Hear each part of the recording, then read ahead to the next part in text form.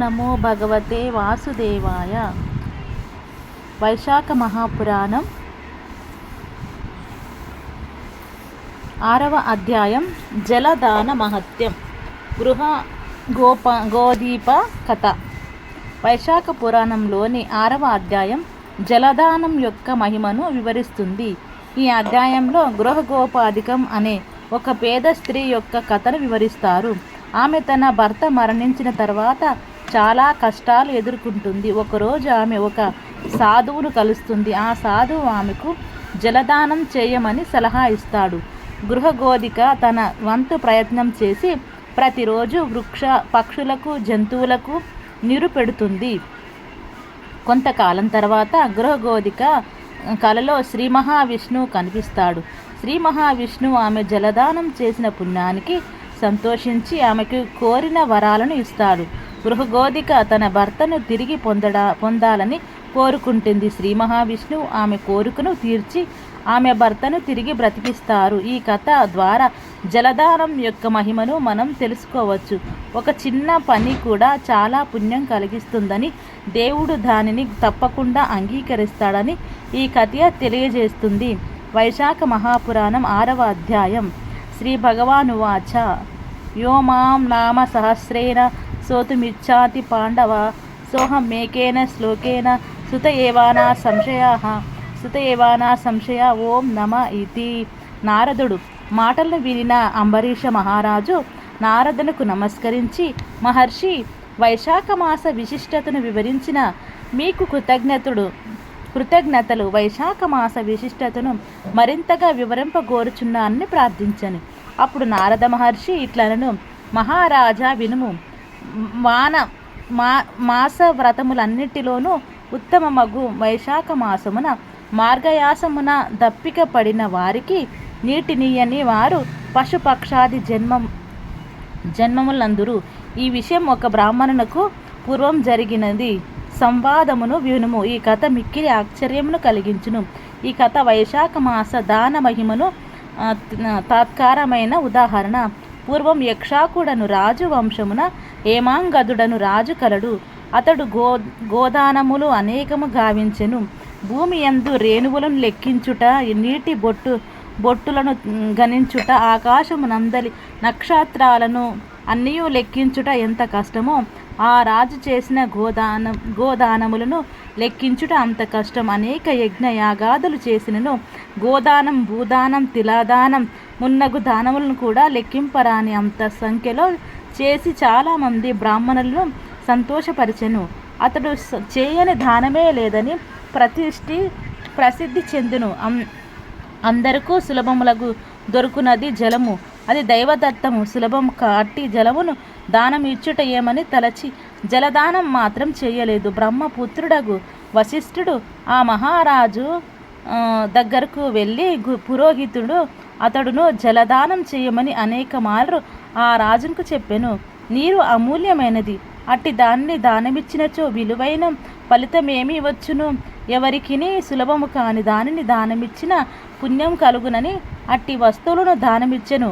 అట్లే ఎవరునూ గౌరవింపని వారిని ఆదరించుటచే యుక్తమని తలచి అంగవైకల్యం గల బ్రాహ్మణులను, దరిద్రులను, ఆచారహీనులను ఆదరించి గౌరవించెను.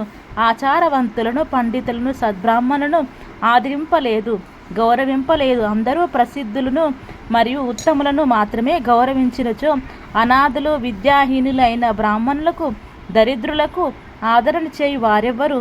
నేను అట్టి వారినే గౌరవింతునని అట్టి వారిని మాత్రమే ఆదరించెను. ఈ విధముగా ఆ అపాత్రులకు మాత్రమే దానమునిచ్చెను. ఇట్టి దోషముచే నా రాజు ఒకప్పుడు జలదానం చేయకపోవడం వలన చాతక పక్షిగా ముమ్మారు జన్మించెను. ఒక జన్మలో గ్రద్దగాను, మరొక జన్మలో కుక్కగాను, అలా అనేక మార్లు జన్మించెను. అటు పిమ్మట మిథిలా దేశమును పాలించు శృతకీర్తి మహారాజు గృహమున గోడపై నుండి బల్లిగా జన్మించెను. అచట వాలు కీటకములను భక్షించుచుండెను. బల్లి అయి హేమంగదుడు మహారాజు జీవమును గడుపుచుండెను. ఆ విధంగా 87 సంవత్సరముల కాలం గడిపెను. మిథిలా దేశ రాజ గృహమునకు శృతదేవ మహాముని ప్రయాణముచే అలసిపోయి మధ్యాహ్న కాలమున వచ్చెను.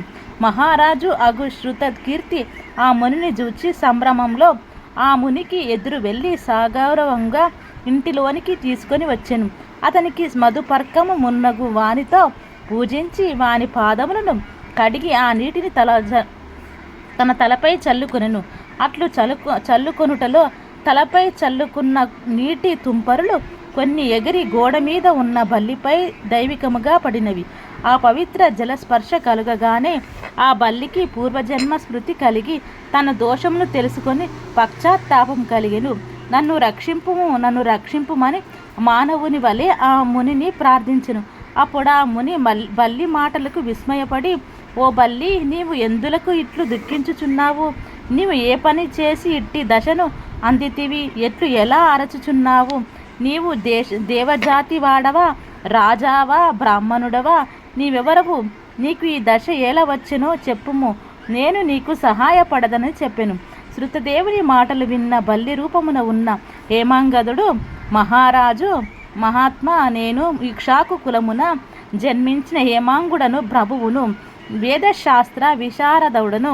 భూమి అందలి రేణువులెన్ని ఉండునో, నీటి అందు జల బిందువులెన్నియుండునో, ఆకాశమున నెన్ని నక్షత్రములుండునో అన్ని గోదానములు అసంఖ్యాకములుగా దానమిచ్చి తిని, అన్ని యజ్ఞాదులను చేసి తిని, చెరువులు మున్నగు వానిని త్రవ్వించి తిని, సర్వ విధములగు దానములు చేసి తిని, చెరువులు మున్నగు వానిని త్రవ్వించి తిని, సర్వ విధములగు దానములను చేసి తిని, ధర్మముగా రాజ్యమును పాలించి తిని, నేనెట్టి సత్కర్మలను ఆచరించినను ముమ్మారు చాతక పక్షిగాను, గ్రద్దగాను, 7 మారు కుక్కగాను, ప్రస్తుతం బల్లిగాను జన్మించి తిని, ఈ మహారాజు నీ పాదములు కడిగిన పవిత్ర జలమును తలపై కొనుచుండగా కొన్ని నీటి బిందువులు నాపై పడి నాకు పూర్వజన్మ స్మరణం కలిగినది. నా పాప భారం తగ్గినట్లు అనిపించినది. కానీ నేనెందుకు 27 మార్లు బల్లిగా జన్మించవలసి వచ్చినది నాకు తోచుచున్నది. నాకు ఏ విధమైన బల్లిగా జన్మ పరంపర ఎట్లు తొలగినానని భయము కలుగుచున్నది. నేను చేసిన పాపమేమియో నాకీ జన్మయేలా కలిగెనో ఎరుగజాలను.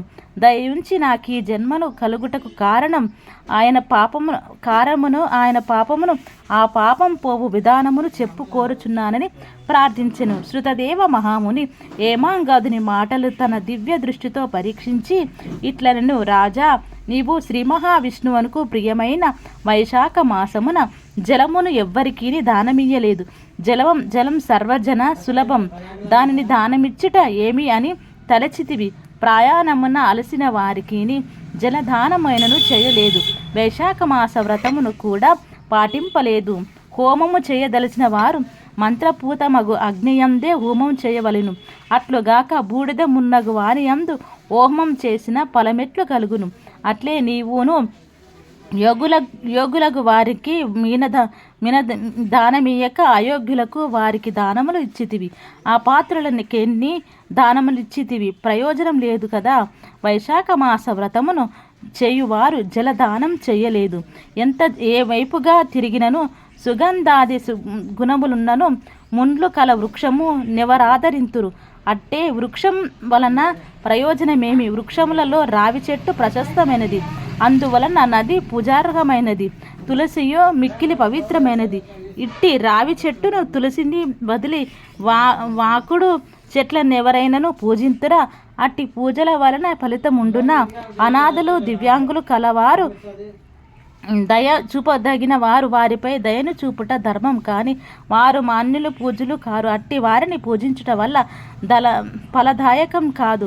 వారిపై దయ చాలి చూపవచ్చును, కానీ గౌరవింపరాదు. తమకు తపము, జ్ఞానము, వేదశాస్త్ర పాండిత్యము, సజ్జనత్వము కలవారు శ్రీ మహావిష్ణు స్వరూపులు.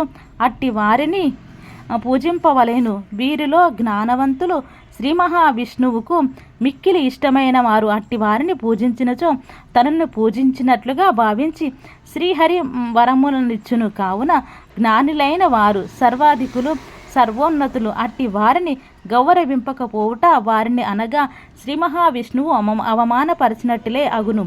ఈ విధముగా చేయుట ఇహలోకమున పరలోకమున దుఃఖమును కలిగించు. మానవుడు పురుషార్థములు సాధింపవలనన్నచో జ్ఞానులు సేవ, వారిని గౌరవించుట ముఖ్య కారణం.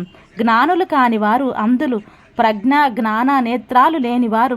అట్టి అందులనెంతమందిని పూజించినను ఫలముండున గ్రుడ్డివానికి ఏమి కనిపించును, అతడు ఏమి చెప్పగలడు. కావున జ్ఞానహీనులైన వారితో ఎంతమందికి ఎంత పూజించినను వారిని సేవించినను అవి నిష్ఫలములు, నిష్ప్రయోజములు. అంతేకాక కష్టములు దుఃఖములను కలిగించును.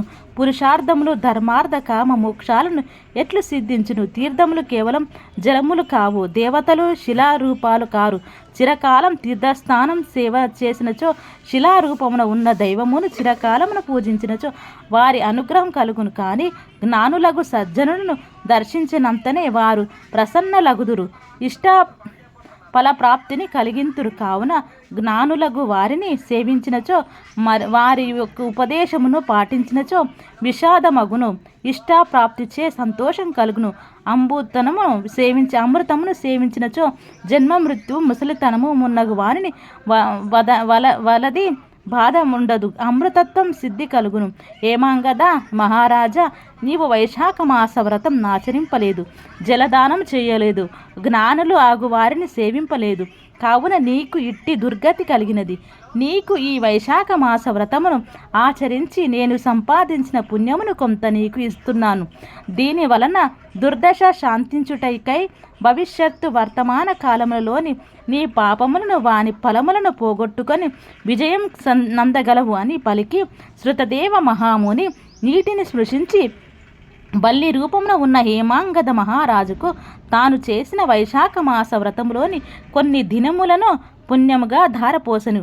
ఆ పుణ్యఫలం పొందిన అంతరే హేమంగద మహారాజు బల్లి రూపను మిడిచి దివ్య రూపమును పొందెను. శృతకీర్తి మహారాజునకు శృతదేవ మహామునికి నమస్కరించెను. వారి అనుజ్ఞతో శ్రీహరి పంపిన దివ్య విమానం ఎక్కి పుణ్యలోకములకు పోయెను. దేవతలు అందరూను హేమాంగదుని అదృష్టమును మెచ్చిరి. హేమాంగదుడును పుణ్యలోకంలో 10,000 సంవత్సరములుండెను. దివ్యలోక భోగములను అనుభవించెను. అటు పిమ్మట ఇక్షాకు కులమున కాకుత్స మహారాజుగా జన్మించెను. 7 ద్వీపముల భూమిని సజ్జనులు జ్ఞానులు మెచ్చునట్లు పరిపాలించెను. శ్రీ మహావిష్ణువు అంశను పొంది ఇంద్రునికి స్నేహితుడై ఉండెను. కుల గురువగు వశిష్ఠ మహాముని ఉపదేశమును పాటించెను. వైశాఖ మాస వ్రతమును సంపూర్ణముగా ఆచరించెను. అందు చేయవలసిన దాన ధర్మములన్నింటినీ శ్రద్ధాభక్తులతో భక్తిపూర్వకముగా చేసెను. సర్వ పాపములను పోగొట్టుకొనెను. దివ్య జ్ఞానము నందెను. శ్రీ మహావిష్ణువు సాయుధ్యమును పొందెను. కావున వైశాఖ మాస వ్రతం సర్వ పాపహారం, అనంత పుణ్యప్రదం. ప్రతి మానవుడును వైశాఖ మాస వ్రతమును వ్రతాంతమునగు దాన ధర్మములు పాటించి శ్రీహరి అనుగ్రహము అందవలనని అని నారదుడు అంబరీషునకు వైశాఖ మాస వ్రత విశిష్టతను వివరించుచు గృహగోధిక వృత్తాంతము వివరించెను. 6వ అధ్యాయం సంపూర్ణం. జై శ్రీమన్నారాయణ.